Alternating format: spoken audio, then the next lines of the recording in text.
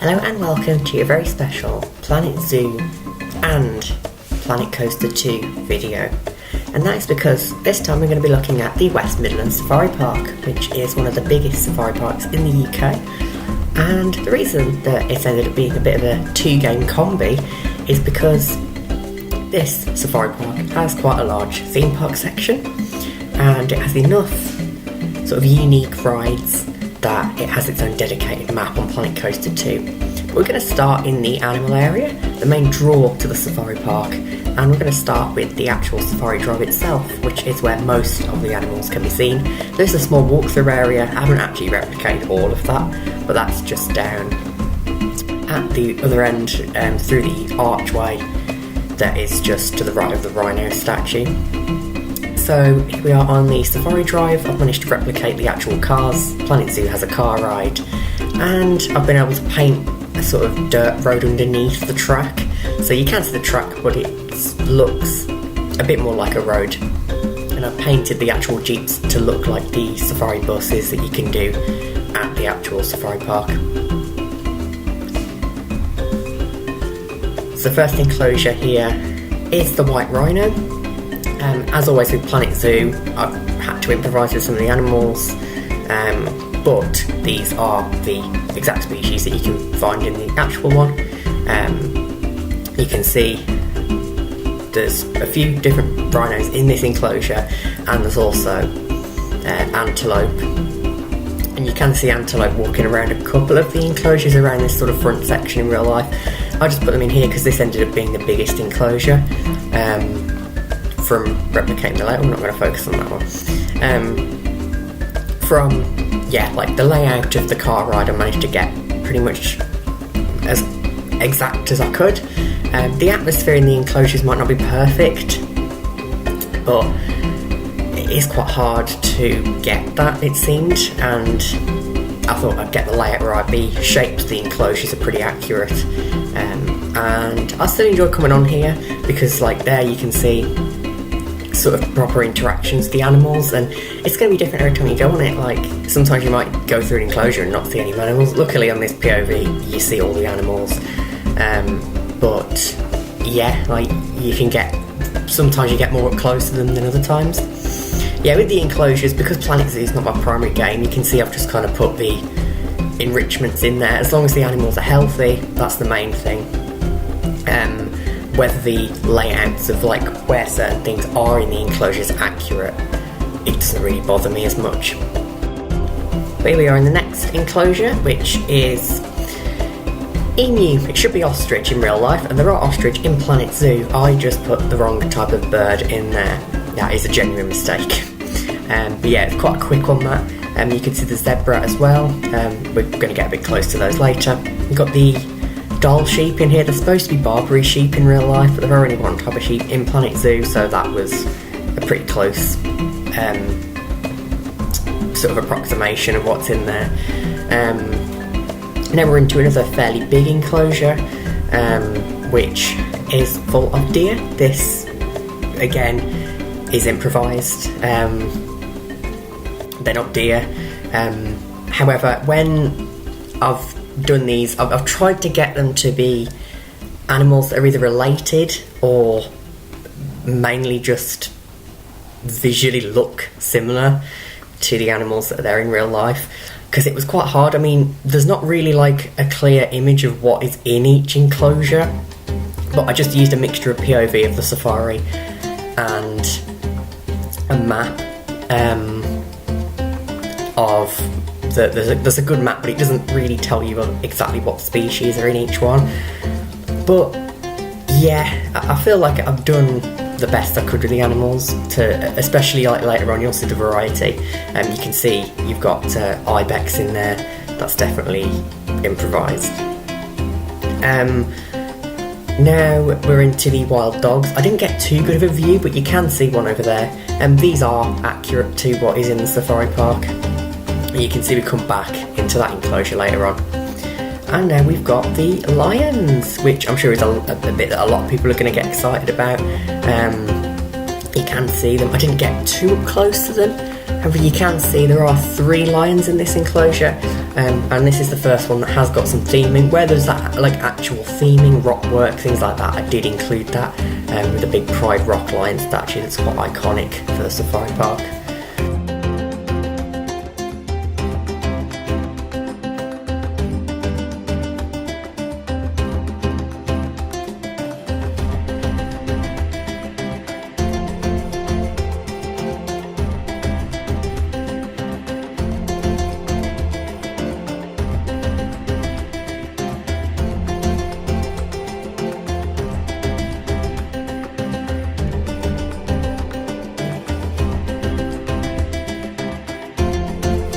And there we go, you can see one of the wild dogs just asleep there. I didn't get, like I said, too many good views, but we saw a wild dog in there, that's the main thing.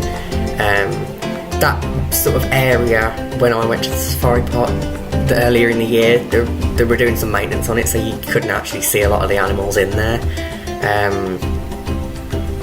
But I've still replicated it as the most recent footage I could find.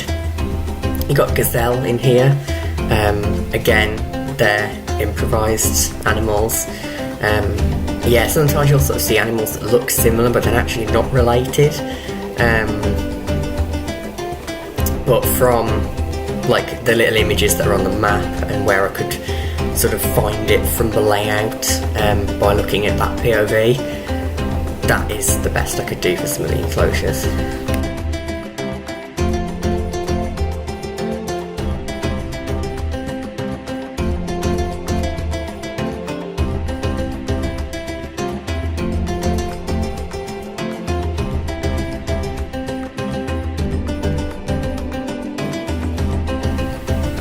And now we've got one that is accurate, the Indian rhinoceros. So yeah, there are actually 2 species of rhino.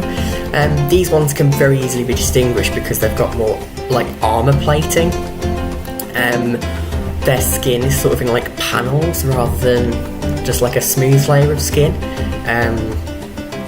And that is like the difference that you're going to see. I think that's why they've got 2 species of rhino. So you can see how they've evolved differently in different parts of the world. Now you've got some bison. There are cattle in there in real life, but they're not that kind of cattle. Well, bison aren't technically cattle, but they're related to cattle, so that was basically the closest I could find. But you can see the zebra. I do like when the animals cross over the road and sort of, sometimes hold up the cars, but that's realistic. They've got that space to roam around. It just means you get a closer look at them, really.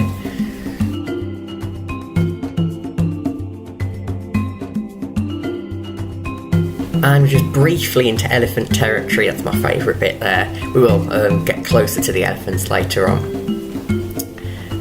First we're going this route and into the camels. When I filmed this, all the camels were sort of down at the bottom end of the enclosure, so as we get past the hut you can see there the camels. I feel like they don't promote they've got camels like very often,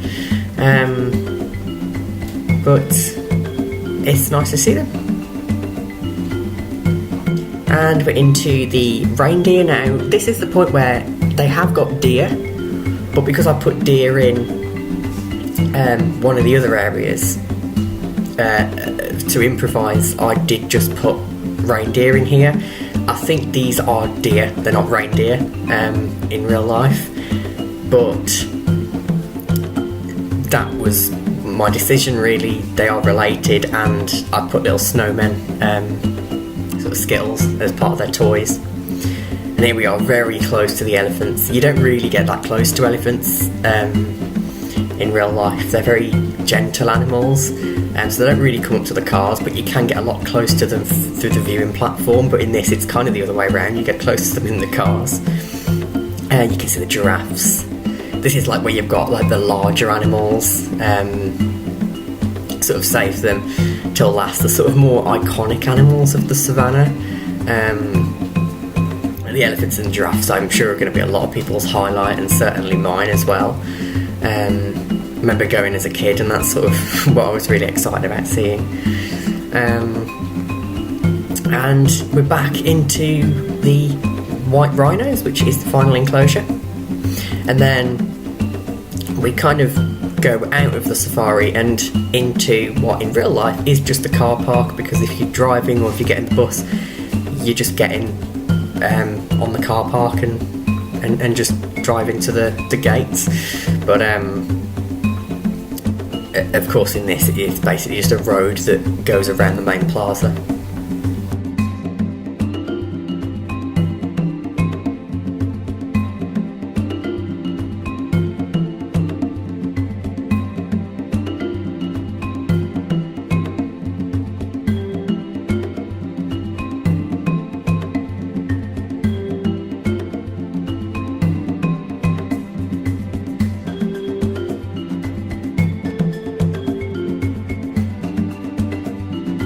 And then we go to Safari Adventure, the main area of the actual safari drive itself. And then we're going to go through the entrance archway and towards the few sort of animal exhibits around here. You've got penguins. Now, when I film this, you can see some ripples in the water.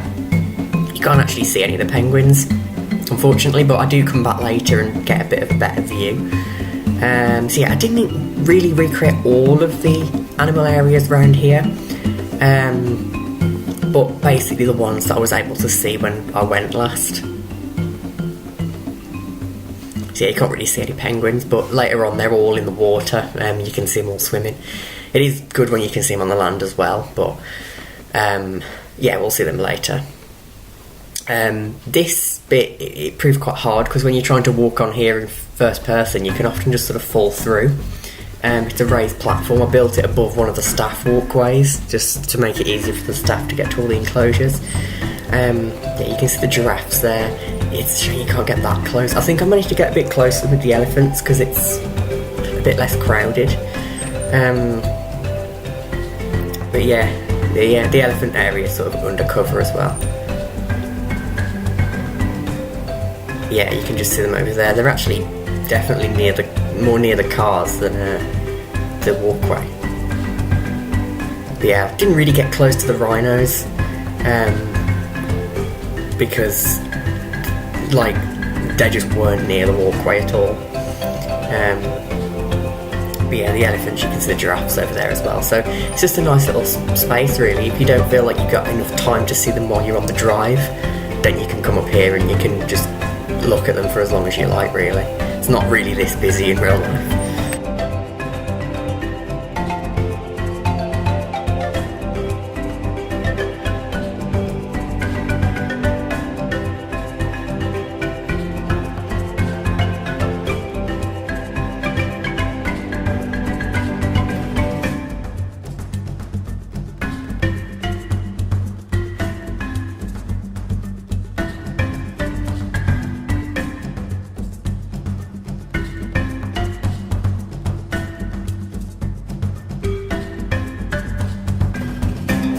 Yeah, with the rhinos, I did manage to get a view of one of the antelope down there, but yeah, I don't think you can see any of the rhinos.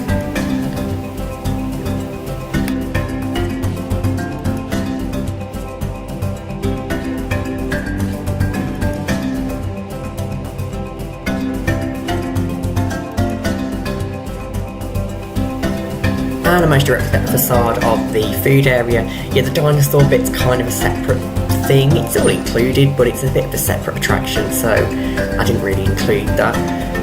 But I did put some dinosaur theming on the front of the diner, which is where I had tea when I went. Now it's actually called Lorikeet Landing, but there's no lorikeets in the game, so I put peacocks in. So I just called it Wild Bird Landing. But you can see the peacocks in here. This is one of those enclosures where you can sort of walk around with the birds. You can get a pot of nectar, and birds will land on your head and things. I've never actually I've actually been in an aviary like this before, but I've never actually interacted with a bird like that. But I actually quite enjoyed it when I went, so I'd definitely be more likely to do it again. And now I'll just go and have a look at the penguins again to see if you can actually see them.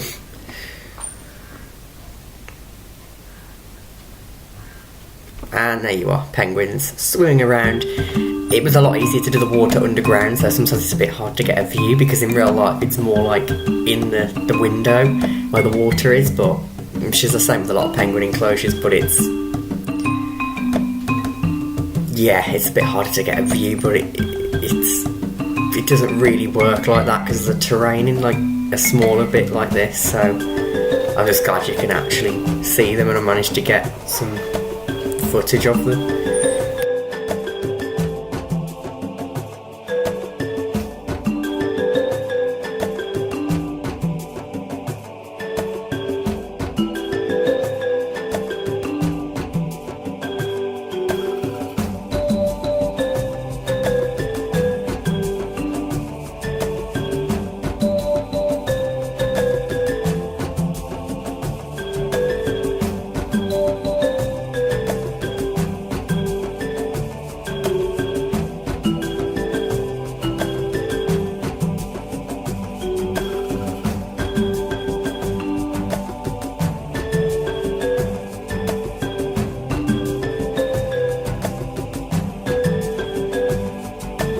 And now we're going to do a bit of a transition into the adventure theme park. And here we are at the entrance to the theme park. And this is where you're going to find 3 coasters, a dark ride and a water ride. So as soon as you enter you see the flat ride. I actually had to build this custom. It's a Huss Frisbee, which aren't in the game, but I did manage to make a sort of one that's rideable. And we're going to follow this long path, and it would have been funny if we'd have ended, because you can do it in either way really if you wander the rides in like a particular order. But I thought I'd start over here, get the caterpillar done first.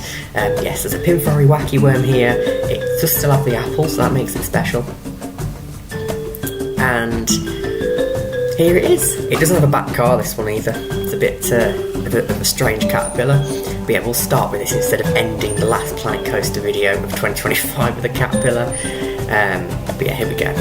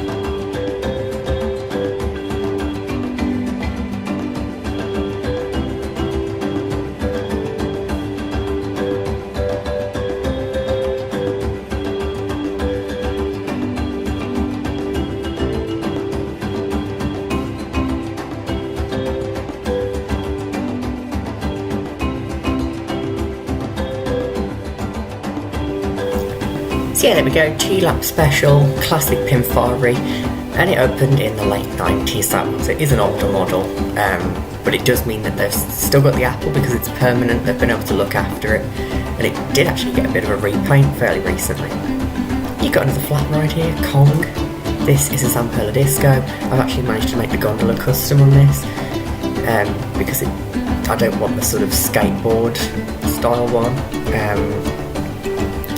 But it does still have the airtime hill, which this one doesn't have, but there is only one model of that in the game.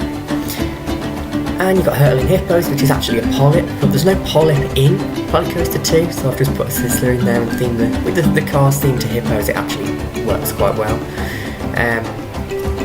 But now we're going to go on the next custom built ride by me, which is Dr. Rombotto's Catacombs, which isn't a very well loved ghost train by the community, but I actually really like it. It's got charm to it, had a bit of a refurbishment, definitely needs some proper music, but here we go.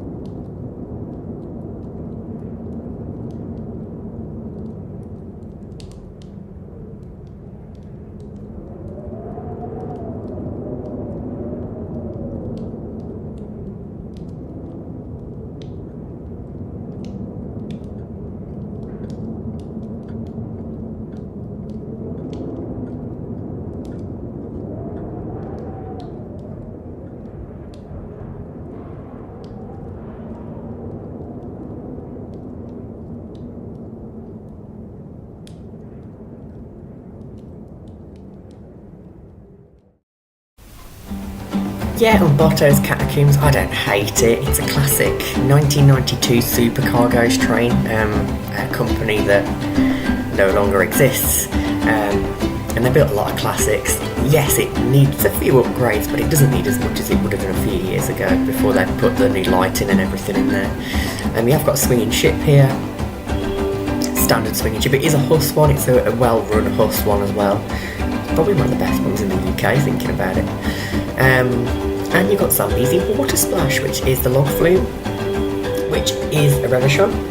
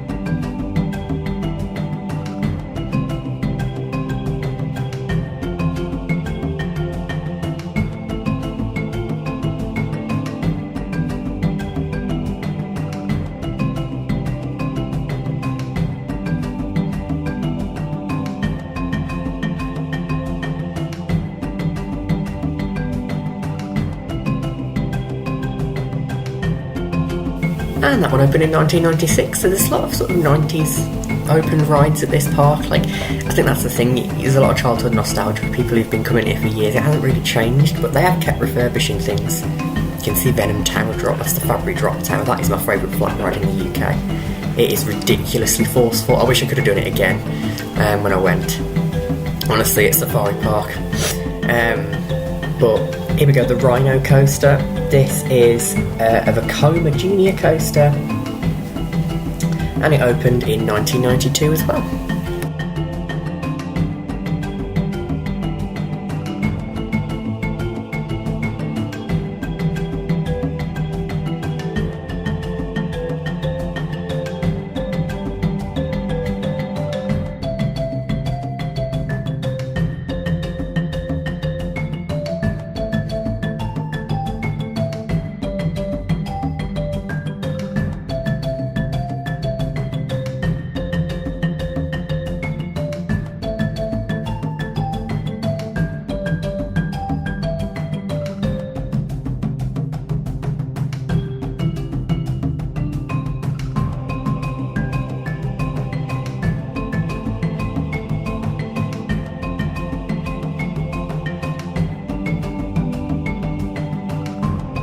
Yeah, it's a fairly standard layout, that one, but I mean, it's definitely more unique than some other junior coasters, so it's a lovely addition, and that's probably my favourite coaster at the park. We are going to end now with a coaster, and that is Monkey Mayhem, which is the Revachon Spinning Mouse. This opened in 1998, making it the newest of the coasters, and it is a standard layout really, but it did get rethemed. It used to be themed to Walls Twister, and then it was rethemed in 2020, and it just visually looks a lot better now.